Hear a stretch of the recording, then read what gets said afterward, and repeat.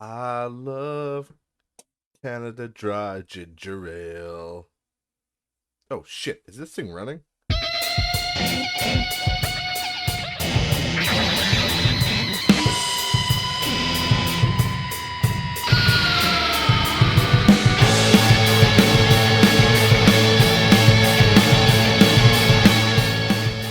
Welcome everybody back to Not Rich Just Bored, episode number 27. That's right, we're getting up there in age. We've been legal to drink for a while, but we're getting up there. We're almost to our dirty 30s. Um, I hope you guys have been enjoying the thumbnails. I feel like my thumbnail game has improved a little bit. I learned how to Photoshop better, and I learned how to refine edges, and it's so funny because there's two things that encourage innovation. I find, and number one is porn. Like porn is like if there's a porn application for something, somebody will innovate with it. That's just natural. It pushes the envelope really far, like sex and porn. And then the other thing is like memes. So I just wanted to make this stupid meme of my son and do a little Photoshop of him because we were camping and he had this little picture and he I don't know why he just looked fucking creepy in the picture. So I photoshopped it. His name's Roman. So there's a season of American Horror Story called Roanoke, and oh, excuse me, sorry, that's the fucking Canada Dry ginger ale. Fuck, I love ginger ale, but I'm so thirsty. Uh, I had some fucking goose jerky from a coworker, and they put it in the I think it's called brine. They put it in the brine too long, so it was really fucking salty. So I pretty much burned my tongue off, but it's so good. I love salty food and salty jerky. Anyways, that's why as soon as I got home, I don't. It's probably gonna be a shorter episode today. I don't have much time. I gotta go do some shit, but uh, yeah. First thing I did was turn on my computer, crack a fucking cold ginger ale. It's so good on this hot summer day. But anyways, so yes, photoshopping. So I was photoshopping uh these creepy pictures of my son, and then I just put it to like it was American Horror Story Roman Oak. So I thought it was pretty funny, and I just wanted the Photoshop to look pretty good, and so I kind of played around with some settings and I learned about refined edges. That totally changed my life. Like refining the edges, it makes it so that your like all your like when you kind of delete the edges around an object, it looks cookie cutterish, like a shaky knife.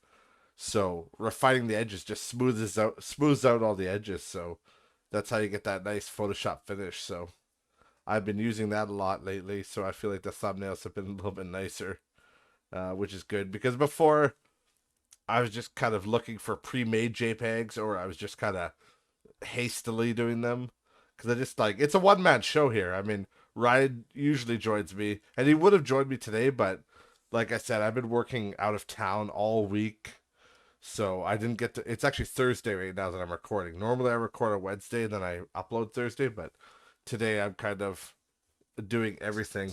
It's possible that this one won't get uploaded till tomorrow, but we'll see how it goes.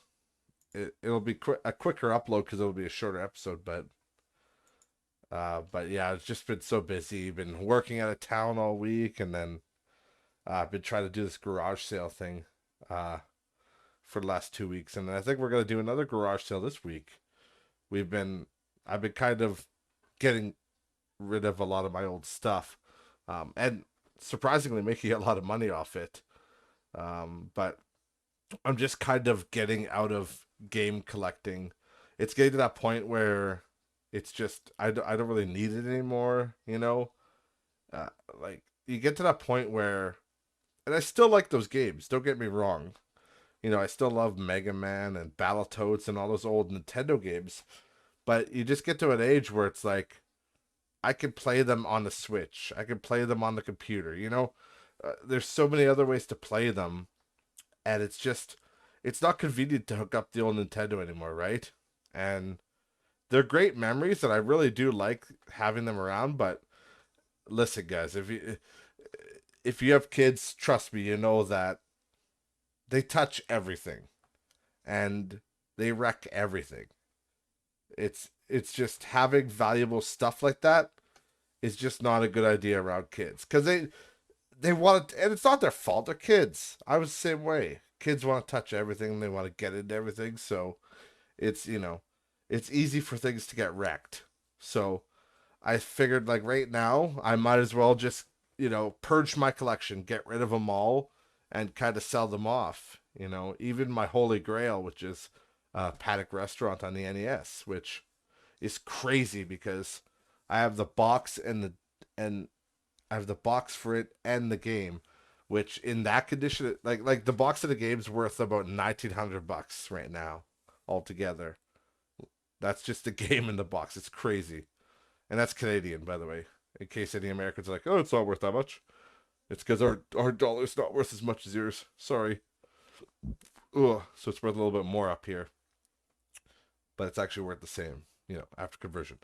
Anyways, but in the condition that the case is in for me and stuff, I'd say my copy's right around the $1,500 mark. So right about there. So I have to get rid of that too. But it's just like, and, they are special memories, and I loved those games, and I still love them.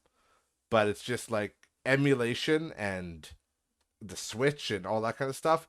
It's just an easier option these days, and you don't have to lug around these old things that if God forbid somebody breaks them or hurts them or wrecks them, you're fucked. If somebody like say I had my Nintendo and the games in the basement and it flooded. I mean, not that it could happen at my trailer, but uh, if they were in somewhere in the basement, I don't know, or if somebody stepped on them, even it doesn't matter. It could be anything. That I'm out. Like if somebody breaks that game, I'm out $1,500. So I figured it's better to just offload them now. That way, there's somebody else's problem. I don't have to worry about keeping them pristine. I don't have to worry about the kids getting into them. And they're worth a lot of money right now. But the reality of it is, like I said, I'm in transition. And I just think it's time for them to go. It's time for somebody else to enjoy them. And to be honest, there is part of the selfish aspect of it too, because I feel like they're worth the most money right now. I firmly believe, and I've told everybody this 100 times, I firmly believe that my generation, maybe the one next to mine, the next guys, like the guys that were probably born in, early 2000s, they might care about physical stuff like this, but I don't think so as much. But because they didn't grow up with it, right? So my generation is kind of the last generation I grew up with it. So we're the last generation that's going to care about it. So I firmly believe. Sorry if you can hear that dog barking. It's fucking loud. I got my window open because I would die if it wasn't open. Anyways, uh, yeah. So I think we're gonna be the last generation that actually gives a shit about this stuff, and I think it's gonna be worse. Little. Sorry, I have to take a drink. I can't fucking talk. Oh, Canada Dry. Normally I have water, but I didn't have fresh water on hand, so I just reached for the Canada Dry. It's so good. But if I burp, that's why. And your mom's pussy in my mouth. Just kidding. Calm down. But, anyways, yeah, I think this is gonna be the last generation that gives a shit about this stuff, and it's gonna be worth the most right now because I know that my kids, for example, like they're not gonna give a shit about any of this stuff. They're not gonna want to collect. It's all gonna be on their phone. They're probably gonna be gaming mostly on their phone. If not, they'll have a PC or something. But honestly, the way technology's going, it'll probably be all that. It's gonna be all digital anyway. And I know some younger guys that are from the next generation that are into this stuff, but the only reason they're in it is to resell it. That's the only reason, you know. And like some of the guys that have bought some of my stock off me, they're younger than me, and I mean they're honest with me. They're like, yeah, I'm just a reseller. I resell on eBay, and I resell locally and all that. I think he has a Shopify or something. I don't know. He has some store, right? And I'm like, yeah, I don't care. I mean, do what you gotta do, and like, I'll give you a good deal. But it's just, you know, none of the younger people are gonna be in it because they're emotionally attached to it. They're just gonna be in it because there's money in it. So, but again, uh, I don't know. Probably 40 years down the road, nobody's gonna give a shit. You know, nobody's gonna really give a shit. It's all gonna be kind of just junk at that point. But either way, I'm getting rid of it, and the garage sale has been pretty fun. It's crazy. You know, I haven't had a garage sale since I was a little boy, like since I was a kid, and I forgot how much I like selling stuff. Like I'm super good at like helping people and haggling with them and getting them a good price or offering something if they're willing to buy more. So it is kind of a fun game, the buying and selling game, but it was yeah, I know it was pretty fun, and I think we're gonna do it again next Saturday. That's why I gotta run. I gotta go. I don't have it at the trailer. I have it at my baby mama's house because it's just it's easier over there. She's got like a full lawn, and it's just easier. Nobody wants to come down to the fucking dirt road trailer park for a garage sale. They'll be afraid of getting their throat slit or something. But and she's right off the highway, so it's really nice and visible. So yeah, I gotta go cut the lawn and get things ready over there. And then my daughter's sick right now, so I gotta go get her medicine. And it's just, yeah, it's one of those weeks, one of those busy weeks. But there's really only one thing I had that I was gonna talk about, uh, and that was so Diablo Immortal got released, and I've been playing. I talked about it last week. I talked about how I just downloaded it, but I've been playing it pretty regularly now for quite a while, and I gotta say, like my initial impression, I'm level. What am I? Level 40? No, 37. Yeah, I'm level 37. I'm playing Crusader, and yeah, it's really fun. I don't mind the game. Uh, it's fun for like the MMO stuff too, because it reminds me of an old school MMO. Because you walk around the wilderness, and it's not like Diablo 2 or 3 where it's procedurally generated. It's the same dungeons, but procedurally generated where they might land, or RNG you could say. But it is all a set map. But it's like you'll always get daily bounties, and the bounties might send you back to an area you were already in. So you might find higher leveled characters in an old area because they're farming the bounties. Because you could do up to 8.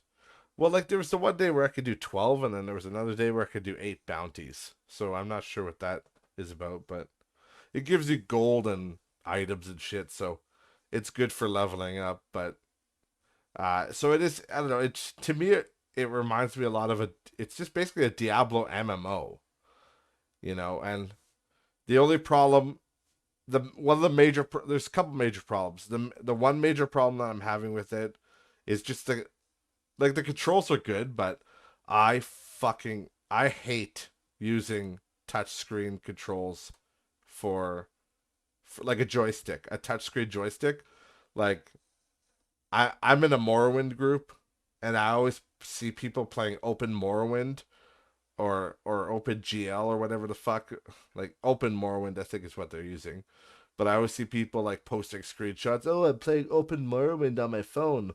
I'm like, you look like a fucking loser. Like, I can't imagine playing like Diablo Immortal is bad enough for the joystick and stuff.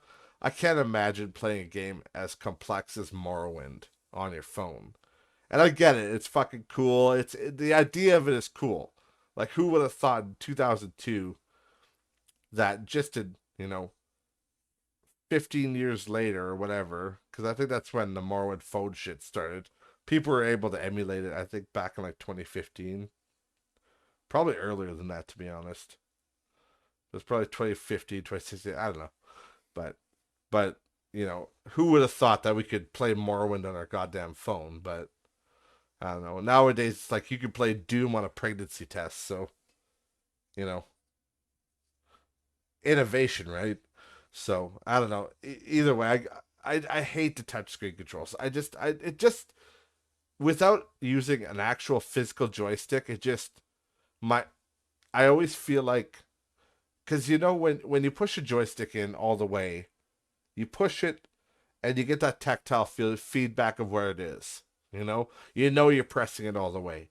On your phone, you don't know if you're pressing it all the way. You're just like, your finger keeps slipping, and then I feel like I have to keep adjusting my finger, and then because you're playing a really intense game on your phone, and keep in mind, I have a new phone, like it's an S22 Ultra, so it's the fucking flagship Samsung phone, and it still heats up like a motherfucker playing this game. And because of the heat sensitivity and stuff, it kind of throws off the control sometimes, and it's just a bad story all along.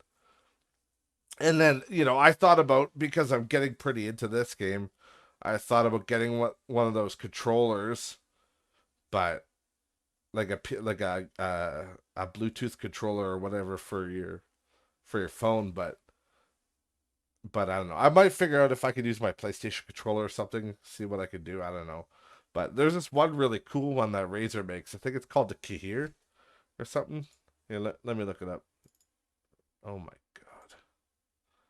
Sorry, I'm losing it today. Razer phone controller. What's it called? Kishi. That's what it's called. Yeah, the Razer Kishi.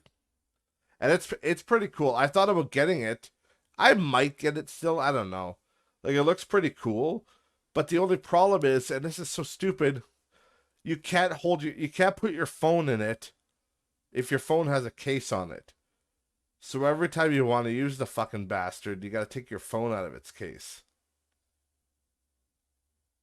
You know, like, you might be able to put your phone in it, but you won't be able to use the plug-in feature because the way it's powered, you can either do Bluetooth. Um, but to do the battery thing, like to use the controller as a second battery, because the controller charges, it has no battery, so it'll actually charge your phone so you can play longer. But that works by the controller itself stretches out. And if you look it up, you can see by the pictures. Just look up the Razer Kishi, Kishi. Yeah, and it actually plugs into the side of your phone with the USB-C, and you kind of clamp it, or you stretch it out, clamp it around your phone. But yeah, as far as I know, it only fits in if you don't have a case on it. So it's kind of annoying that I have to take off my case every time I want to use it, because my case isn't a slip-on case. It's a OtterBox, so it's still not terrible to take off, but still a bit of a bitch to get off. But I don't know. I might. I'll definitely be doing a review of it if I do grab one of those Razer Kishis. But again, I don't know if I have to take off my phone case every time. I don't know if I could do it. But hey, I'm looking at this one picture here, and there's a picture of this girl. She's playing it. It looks like her phone has a case on it, so I don't know. I'll have to do more research on it. But either way, that would solve that issue for me of hating touchscreen controls, because yeah, I really, really dislike touchscreen controls. They just suck, and especially like I said, when the phone starts to heat up, and you know it thinks it'll eat your inputs because it thinks that your finger's somewhere else where it's not, but it's just because the screen is so hot. So knowing it's a Samsung, so it'll probably fucking blow up on me. But there's that, and then yeah, the other glaring issue, which everybody's talked about to death already, I'm sure of, is um the microtransactions. So they do have what? Oh, sorry, I thought I just heard somebody. They do have one currency. I think it's called Eternal Orbs, and there's no way to get it in the game. Absolutely no way, as far as I know. There might be like some special event they'll do sometime, but as far as I know, and I looked up online if there was any way to do it, and As far as I see online, there's no way to get these. They're orbs anyway. I think they're called eternal orbs, but they're used to buy all your cosmetic skins. They're used to buy everything, and they're pretty expensive. They're about on par with V-Bucks. Like I think it's like $140 for 6,000 orbs. And to give you an idea, one skin, like one full armor skin, is 1,000 orbs. So,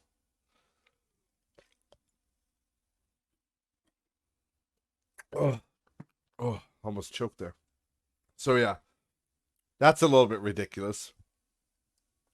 But I don't know. Again, it is what it is. It is a free to play game, but I find it annoying anytime that there's a game and they lock you out of some currency. Because usually the idea is that you can have the currency whenever you want, uh, like to buy it, but then you can also earn it in game. But it's slower, right? It's a grind. You can either grind forever to get stuff, or you can just pay up front for it, which is usually how these games work. But in Diablo, they've made it so that you absolutely cannot get them. You have to pay for them, which I think is fucking scummy. And another scummy move is that to make a clan, which is essentially what people would call a guild in every other MMO, not to be confused with the warband. Because the warband I thought originally was a guild, but that's not. That's just people, I guess, you regularly play with and you level up with. Kind of like a guild, but I guess it's not a guild. I don't know. But they have a war band on there, which you can make your own war band, and it's just people you play with. And I haven't fully explored it yet because I have nobody to play with yet. But as far as I know, it's just people you play with regularly, and then you can make a camp or something, and it probably gives you benefits. I don't know. But anyways, the scumbag move is that uh they had the guild thing, the clans, but it's behind a fucking paywall. Those orbs. To start your own guild clan, you have to pay. It's about equivalent to $30 worth of orbs to open a guild, and I thought that was so fucking stupid. Like, again, you can join a guild. You can join somebody else's guild, no problem. But if you want to start your own guild, like with your friends or something, tough shit. You got to pay $30 to do that. It's like, okay, you guys are getting a little ridiculous. And I actually made I made a little Twitter post to Diablo Immortal about this issue. Well, about all those issues, but I I just think it's so weird that they made such an awesome game, and it functions really well. All the AI is really good. It basically plays a lot like Diablo 3. Like it's a lot like Diablo 3. They just added some, you know, touch friendly move sets and stuff like that. And they kind of made arcs so you could see where you're swinging and shit. But it's basically plays like Diablo 3, and it plays well. Diablo 3 was a fun game. You know, it's just they basically simplified Diablo 2, and that's kind of how they did it. So, which again, I have no problem with that at all. But it's just this whole like microtransactions. I truly believe that you should be able to let people grind. Like I play another mobile game, and I've talked about it before. It's called Everdale. I play with my brother. He's in my village, and my sister. It's one of those. It's by the guys that make Clash of Clans. Uh, Supercell. That's their name. It's by them, and it's completely like free to play. There's no ads in it, no nothing like that, and it's just an idle game where you tell your villagers what to do, and you just kind of go through the motions and upgrade your village, but you also cooperatively upgrade your valley, and it's just really cool and peaceful, and it's all free, and all the premium shit you can earn in game. It takes a long time. It takes forever. You got to do daily tasks to unlock gems and stuff like that. and you got to open ever chests to get the decoration gems, but like still it works. It's all doable, and they could have done it with this game too. Just make it so that maybe you can only earn like 5 orbs a day or 10 orbs. Like just make it a small number like that. Because you're gonna still make money. You're still gonna have the people that are desperate employees that want to pay to to win, right?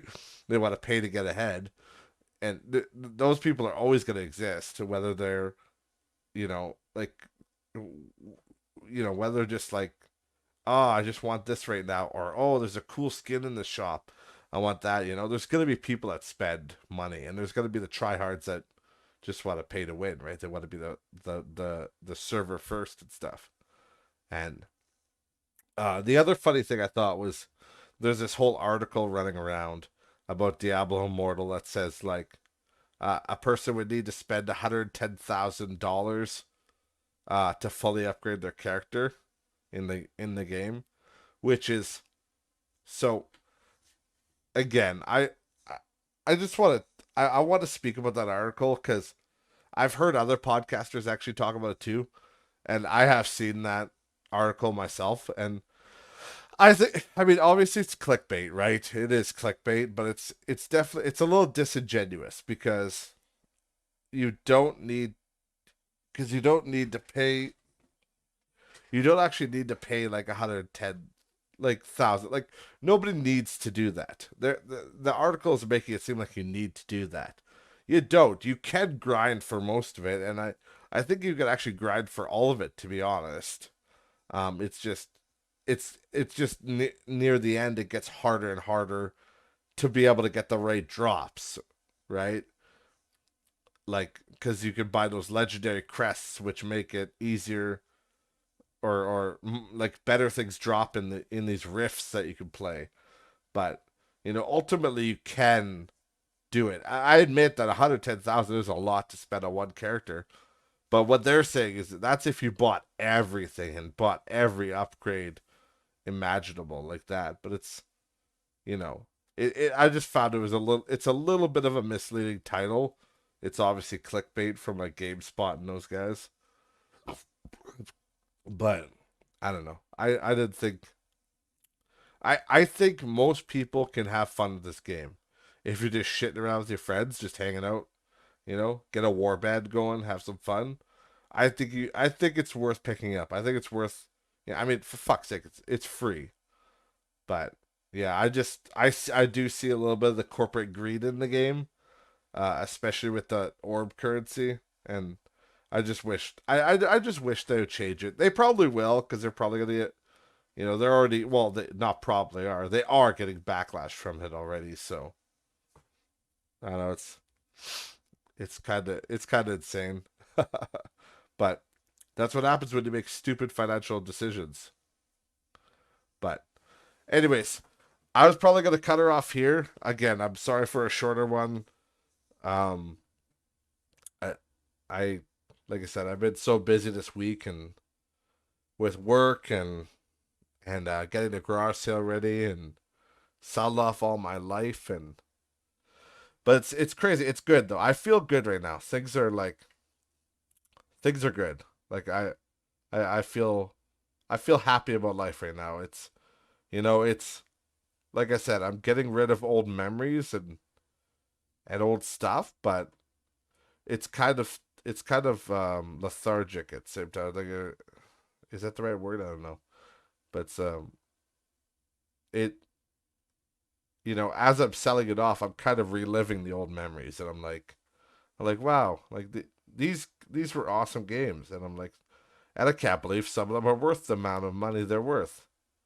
I mean, some of them, again, I know because I've been in the retro video game market for a long time, and you know, and you guys know me. I'm not. This doesn't mean I'm out of the market completely. I'm still gonna look at garage sales. I'm still gonna look around because there's always gonna be something you can resell or pick up for cheap, right? So I still find it exciting to go to flea markets and stuff like that, to try to find deals on old games because I do know the market. I do know what they're worth.